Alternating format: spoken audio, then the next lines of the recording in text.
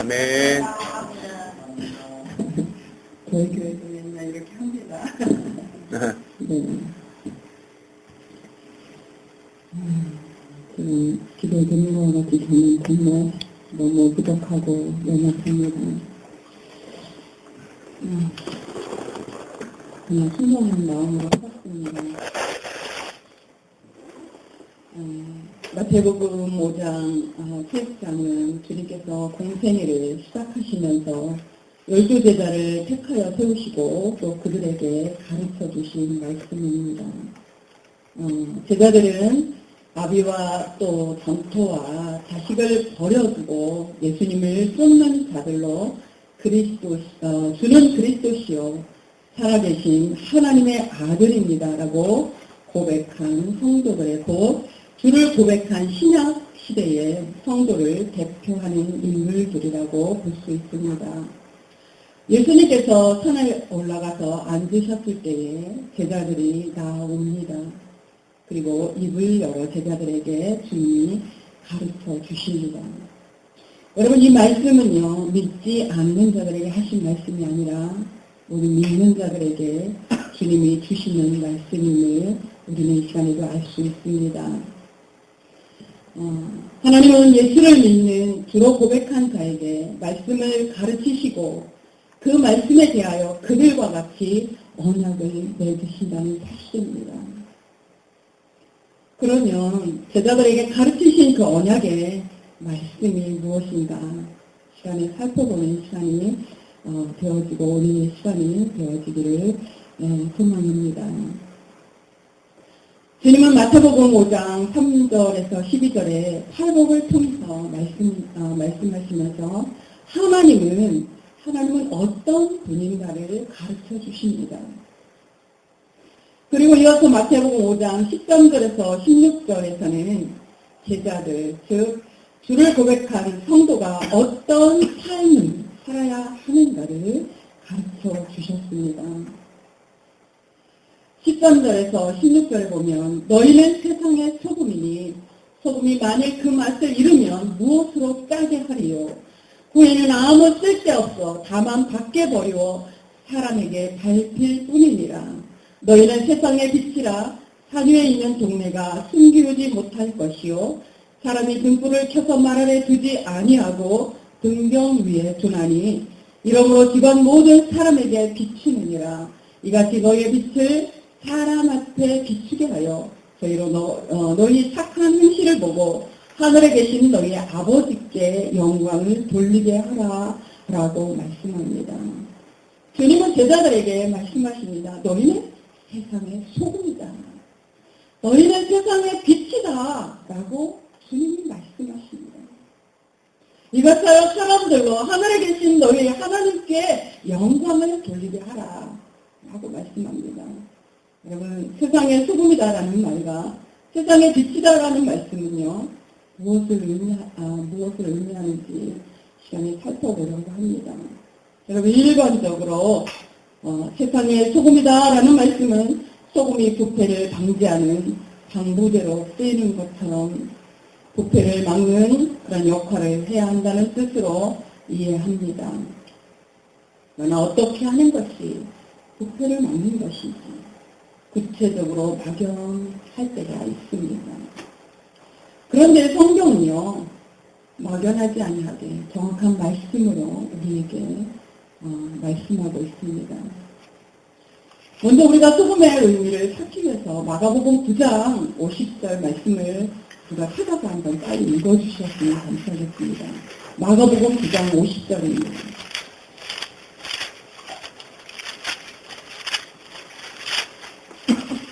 소금은 좋은 것이로되 만일 소금이 그 맛을 잃으면 무엇으로 이를 짜게 하리요. 너희 속에 소금을 두고 서로 화목하라 하시니라. 아멘. 네. 우리 속에 소금을 두고 서로 화목하라라고 말씀합니다. 그러면서 화목하기 위해서 우리 속에 두어야 하는 소금이 있습니다. 화목하기 위해서 우리 속에 두어야 되는 그런 소금이 있다는 거예요. 골로새서 4장 6절에 보니까 이렇게 말씀합니다. 너희의 말을 항상 은혜 가운데서 소금으로 고르게 함같이 하라.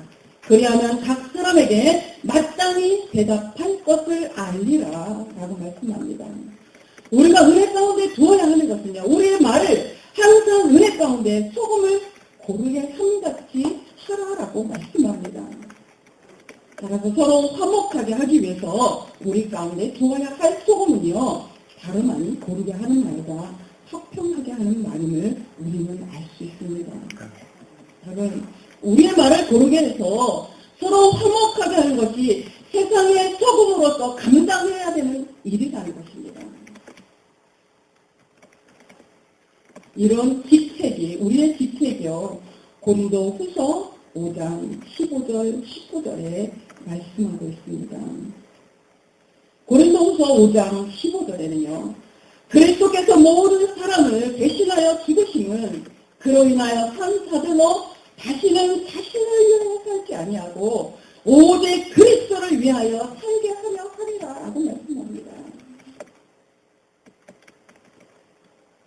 17절에는요, 자신을 위하여 살지 아니하고 나를 위하여 대신 죽으셨다가 다시 사신 예수 그리스도를 위하여 살라고 말씀하시고, 17절에는 여기서는 누구든지 그리스도 안에 있으면 새로운 피조물이니 하나님께서 그리스도로 말미암아 우리를 자기와 화목하게 하시고 또한 우리에게 화목하게 하는 직책을 주셨다라고 말씀하고 있습니다.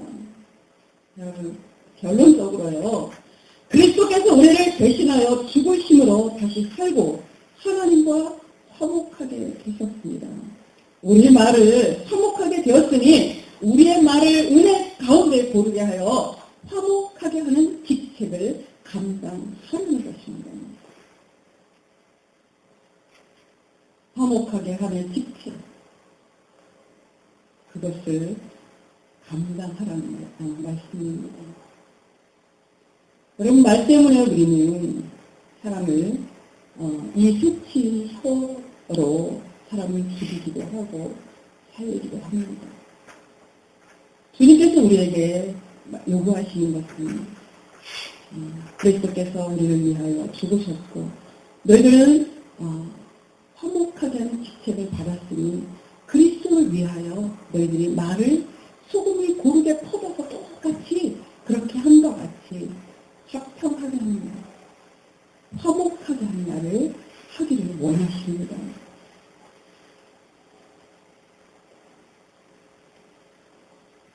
다음으로 빛을 말씀하고 있습니다. 이 말씀은 5장 16절에서 우리가 찾아볼 수 있는데요. 말씀하고 있는데요. 이같이 너희 빛을 사람 앞에 비치게 하여 저희로 너희 착한 행실을 보고 하늘에 계신 너희 아버지께 영광을 돌리게 하라라고 말씀하고 있습니다. 너희는 세상의 소금이다. 너희는 세상의 빛이다 라는 말씀은요, 예수를 주로 고백한 사람, 세상의 소금과 세상의 빛의 사명을 감당하여 하나님께 영광을 돌리는 삶을 살아야 한다는 것입니다.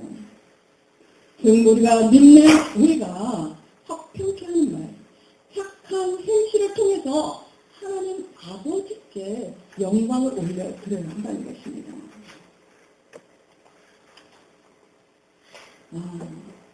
주님은요, 이 말씀에 이어서 5장 17절에서 그리스도께서 이 땅에 오신 것은 모세와 선지자를 폐하려 함이 아니라 완전케 하려 하시니라 라고 말씀하고 있습니다. 여러분, 마태복음 7장 12절까지는 그리스도로 말미암아 완전하게 된 신약의 율법을 가르쳐 주셨습니다. 마태복음 7장 12절에 보니까요. 그러므로 무엇이든지 남에게 대접을 받고자 하는 대로 너희도 남을 대접하라. 이것이 율법이요 선지자니라 라고 말씀하고 있습니다. 마태복음 5장 7장을 볼 때 세상의 소금, 세상의 빛이다 라는 말씀은 12절에 기록된 하나님의 말씀의 법을 지켜서 행하는 것을 뜻합니다. 오늘 저희 성도들에게 우리가 말씀에 순종하지 않으면 말씀이 나와 무슨 상관이 있습니까? 여러분 그냥 기록된 말씀으로 내가 하나님을 믿는다라고 성경책만 들고 교회에 왔다 갔다 하면 여러분이 하나님의 말씀에 순종하지 않는다면 그것이 나와 무슨 상관이 있습니까? 내가 한 가지씩이라도 날마다 하나님 앞에 말씀을 들었으면 그 말씀을 내 것으로 삼아서 주님 앞에 순종하는 법을 우리가 날마다 훈련, 경건의 훈련으로 우리는 나아가야 된다고 저는 그렇게 말씀을 가르치지만 그것이 또 순종하는 것도 그렇게 쉽지는 않은 것 같아요. 세상에서 너무 바쁘다 보니까 요즘 우리의 영혼을 빼앗는 일들이 너무 많습니다.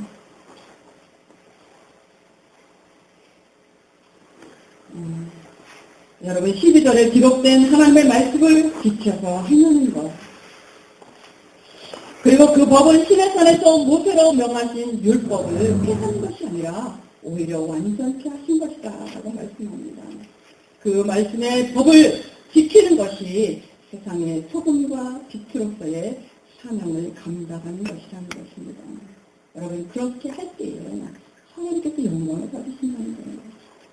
그렇게 할 때에 영광을 받으신다는 것입니다. 순종할 때, 그 계명을 지킬 때, 우리들을 통해서, 계명을 지키는 우리들을 통해서 하나님의 영광을 받으신다는 거예요.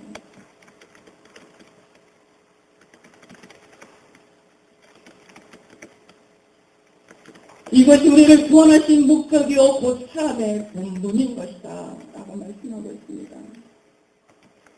여러분 율법은요 한마디로 성경에 기록되어져 있죠. 사랑의 말씀. 누가복음 10장 26절 27절의 말씀을 마음을 다하고 목숨을 다하고 힘을 다하여 뜻을 다하여 주 하나님을 사랑하고 우리의 이웃을 우리의 몸과 같이 사랑하는 것이 바로 율법이라고 말씀하고 있습니다.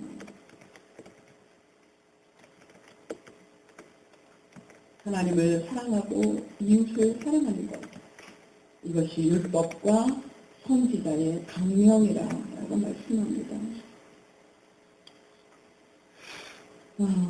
로마서 13장 8절 10절을 사도서 한번 읽어주시기 바랍니다. 로마서 13장 8절 10절입니다.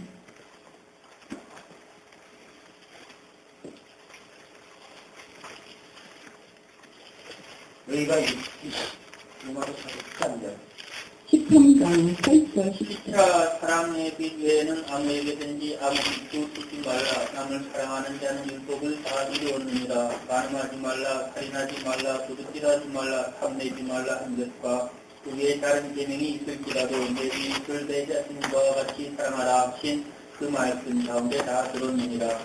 아멘. 아멘. 그 말씀 가운데 사랑하는 가운데 그 모든 것이 다 들었다라고 말씀합니다. 여러분 갈라디아서 5장 14절에도 말씀이 있습니다. 온 율법은 내 이웃 사랑하기를 내 몸과 같이 하라 하신 한 말씀에 다 이루었다라고 말씀하고 있습니다. 이외에도 마가복음 12장 28절 32절에서는요. 모든 계명 중에 첫째가 사랑이라고 말씀하고 있습니다. 그럼 율법은 사랑입니다.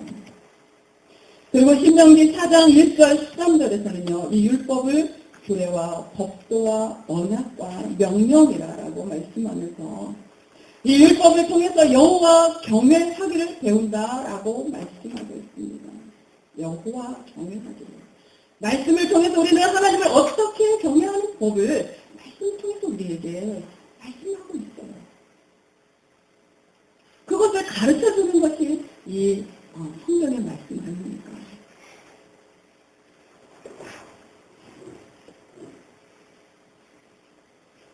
하나님은 천지 만물을 창조하실 때에 모든 피조물 가운데 오직 사람에게만 생기를 불어 넣어 주셨습니다. 그리고 생명을 되게 하셨습니다. 이는 사람에게 하나님의 법을 명하셨고 그 명령을 지켜서 여호와를 경외하고 하나님께 영광을 돌리게 하려 하셨다라고 말씀합니다.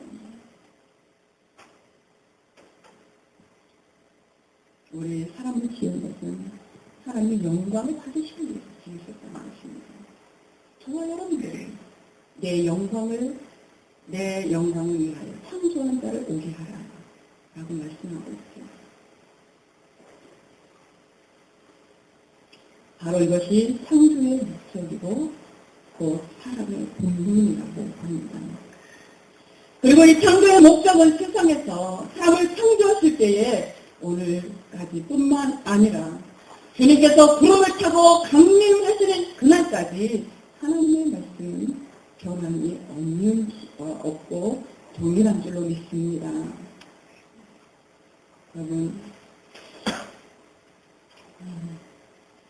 나는 지금 어떠한 삶을 살고 있는가?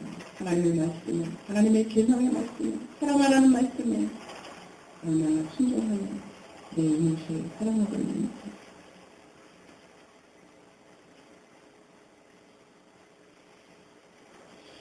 창조의 목적대로 하나님의 계명을 지키고 살고 있는지 저는 자신에게 물어봅니다. 부족하고 너무나 연약하기 때문에 또는 때로는 잘 사랑하지 못하고 있을 때 저는 제 자신 앞에, 주님 앞에 부끄러워서 제 자신을 때로는 많이 채찍질 합니다.